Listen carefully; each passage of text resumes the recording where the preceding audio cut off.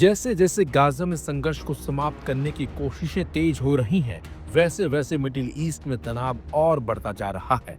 खबर है कि अब यमन के हूती विद्रोहियों ने एक डच कार्गो शिप पर मिसाइल अटैक कर दिया है।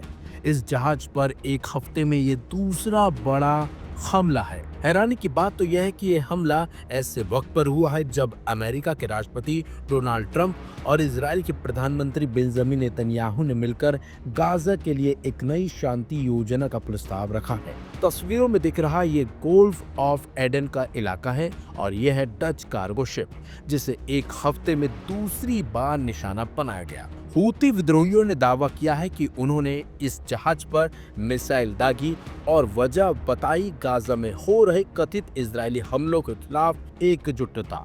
ईरानी समर्थित हूती विद्रोही लंबे समय से रेड सी और आसपास के जल क्षेत्रों में जहाजों पर हमले कर रहे हैं। उनका मकसद खुद को क्षेत्रीय ताकत के रूप में स्थापित करना और इजराइल अमेरिका पर दबाव बनाना है। और ये एक्सपर्ट्स का मानना है इन हमलों को लेकर इस प्रकार के हमले केवल सैन्य या धार्मिक संघर्ष नहीं है, बल्कि समुद्री व्यापार और ऊर्जा सुरक्षा के खिलाफ रणनीतिक हथियार बन चुके हैं। अंतर्राष्ट्रीय समुदाय को तुरंत एकजुट कार्रवाई करनी होगी।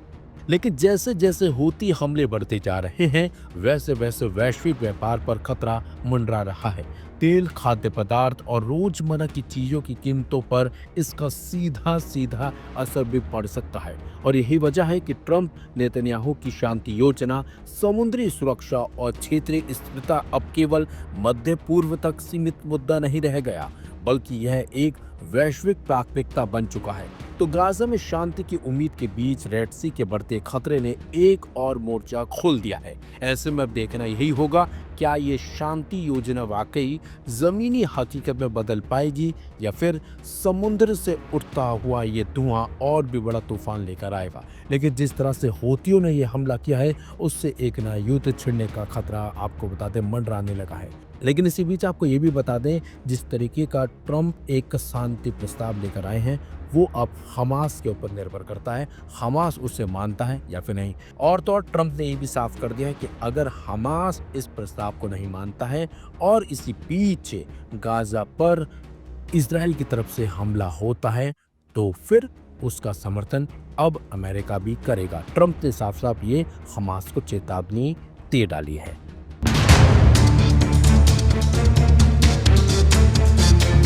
9 सितंबर 2025 को इजराइल ने कतर पर हमला किया था। इस हमले में 5 लोग मारे गए थे। इस हमले को लेकर इजराइल का साफ साफ कहना था कि हमास को निशाना बनाकर उसने ये हमला किया था। हैरानी की बात तो यह है कि इजराइल ने कतर को दोबारा इस तरह का हमला करने की धमकी भी दी थी। और तो और नेतन्याहू ने कई और मुस्लिम देशों को भी धमकी दी थी कि इस तरह के हमले कतर पर हुए हैं, उस तरह के हमले उन मुस्लिम देशों पर भी हो सकते हैं। कतर पर हुए हमले के बाद तमाम मुस्लिम देश एकजुट हो गए थे और उन्होंने इजराइल से इस हमले का बदला लेने की बात भी कही थी। लेकिन कहते हैं कि हर दिन एक जैसा नहीं होता। ऐसा हम इस वजह से बोल रहे हैं क्योंकि दुनिया भर के मुस्लिम देशों को धमकाने वाले नेतन्याहू को अब झुकना पड़ गया है। खबर है कि ट्रंप ने इस मामले में दखल देते हुए कतर और इजराइल के बीच वार्ता करवाई है और इस दौरान नेतन्याहू ने कतर से माफी भी मांगी है। खबर यह है कि सोमवार को इजरायली प्रधानमंत्री बेंजामिन नेतन्याहू ने कतर के प्रधानमंत्री शेख मोहम्मद बिन अब्दुल रहमान अल थानी से औपचारिक माफी मांगी। नेतन्याहू ने माफी दोहा में हाल ही में हुए एयर स्ट्राइक के लिए मांगी है, जिसमें कतर के नागरिकों को निशाना बनाया गया था। इस कदम को इजराइल और हमास के बीच वार्ता फिर से शुरू करने की दिशा में अहम कदम माना जा रहा है। तीनों नेताओं, इजरायली प्रधानमंत्री नेतन्याहू, कतरी प्रधानमंत्री शेख मोहम्मद और अमेरिकी राष्ट्रपति डोनाल्ड ट्रंप के बीच हुई।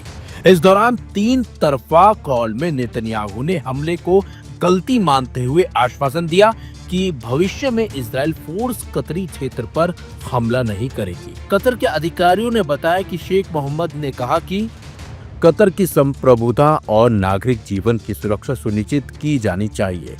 हमले के समय दोहा के कतर इलाके में हमास के वार्ता प्रतिनिधि मंडल के सदस्य मौजूद थे।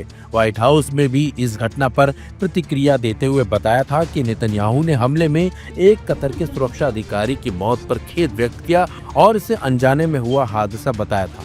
तीनों नेताओं ने अमेरिका के प्रस्तावों पर भी चर्चा की, जिसमें गाजा में युद्ध को समाप्त करने और पूरे क्षेत्र में सुरक्षा बढ़ाने के उपाय शामिल थे। 9 सितंबर को हुए एयर स्ट्राइक ने अंतर्राष्ट्रीय स्तर पर और अरब दुनिया में गहरा विरोध पैदा किया था। इस माफी को मिडिल ईस्ट में उपजे तनाव को कम करने और वार्ता की संभावना बढ़ाने की कोशिश के तौर पर भी देखा जा रहा है। आपको बता दें, इजरायल ने कतर की राजधानी दोहा में 9 सितंबर 2025 को हवाई हमला किया था। हमले का लक्ष्य हमास के राजनीतिक नेतृत्व का मुख्यालय था। घटना के समय हमास के शीर्ष नेता गाजा में सीजफायर के प्रस्ताव पर चर्चा कर रहे थे। इजरायली प्रधानमंत्री बेंजामिन नेतन्याहू ने हमले की जिम्मेदारी ली थी और कहा था कि यह हमला यरूशलेम में हुए हमले का जवाब था। इजरायली हमले में कतर के एक आंतरिक सुरक्षा अधिकारी की मौत हो गई थी, जबकि हमास का नेता सुरक्षित बच निकले थे। कतर ने इस हमले को राज्य प्रायोजित आतंकवाद करार दिया था। अमेरिकी राष्ट्रपति डोनाल्ड ट्रंप ने भी इस घटना पर नाराजगी जताई थी। इस हमले के बाद क्षेत्र में तनाव बढ़ गया था और कतर ने इजरायल के खिलाफ कड़े रुख की चेतावनी और युद्ध की चेतावनी दी थी। लेकिन अब सब शांत होता दिखाई दे रहा है और जिस तरीके से नेतन्याहू झुके हैं और उन्होंने कतर के पीएम और कतर से माफी मांगी है, उससे माना जा रहा है कि मिडिल ईस्ट में भी शांति बहाल फिर से हो सकती है। फिलहाल देखना होगा आगे क्या कुछ अब होने वाला है, जिस तरीके से नेतन्याहू अब मुस्लिम देशों के आगे झुके हैं।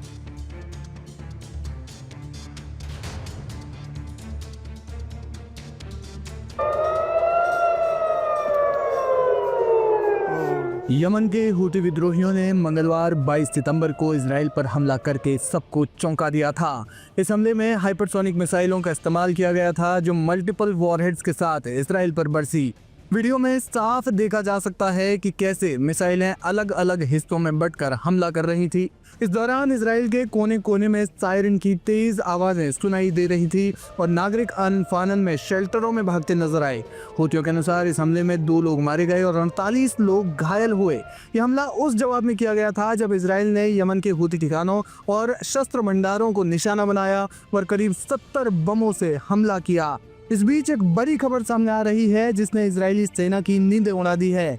खबर ये है कि यमन के हूती विद्रोही अब सिर्फ हमले नहीं कर रहे हैं, बल्कि छुपकर हथियारों की फैक्ट्री खड़ी कर रहे हैं। लंबी रेंज की मिसाइलें और खतरनाक ड्रोन्स वे तैयार कर चुके हैं। हालिया हमलों ने इजराइल की चिंता बढ़ा दी है। इजराइल ने कुछ दिन पहले ऑपरेशन मूविंग पैकेज के तहत सना पर जबरदस्त एयर स्ट्राइक की। इसमें 65 से ज्यादा बम गिराए गए और हूती कमांड सेंटर और हथियारों के गोदाम ध्वस्त किए गए। यह हमला हूतियों के ड्रोन हमलों के जवाब में किया गया था।